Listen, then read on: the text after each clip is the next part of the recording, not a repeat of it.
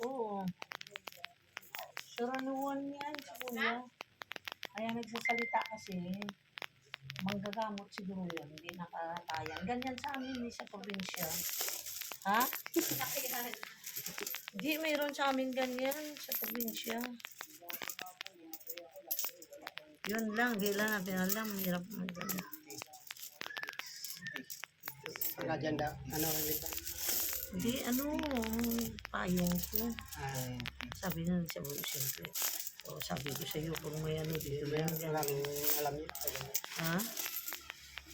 Saka kung mag-uot gagawin ng tao, hindi yung mga senso eh. Sabi niya, nagsabudo.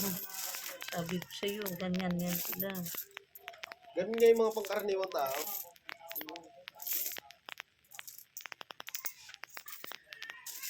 Sabi niya, ikaw mismo narinig mo sa mga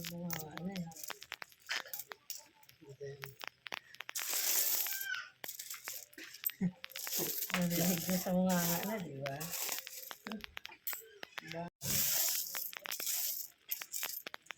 Nay! Merry Christmas! Bibigyan tayo ng mga biscuit sa sa simbahan sa Linggo.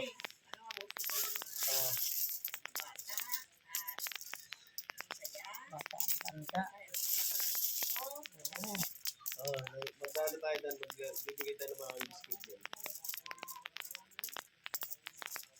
Bibili natin ito ng mga nila, biscuit.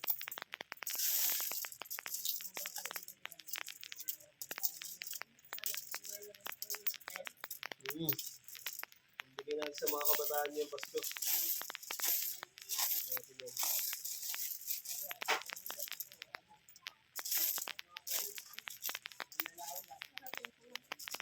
Saan galing niya, Nay? Saan ka po galing, Nay? Amilyar. Ano talaga? Yeah. Kala ko 20 January yun. January.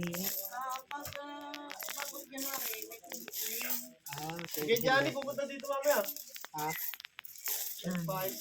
Paano ko yung aircon ko? Okay, dyan.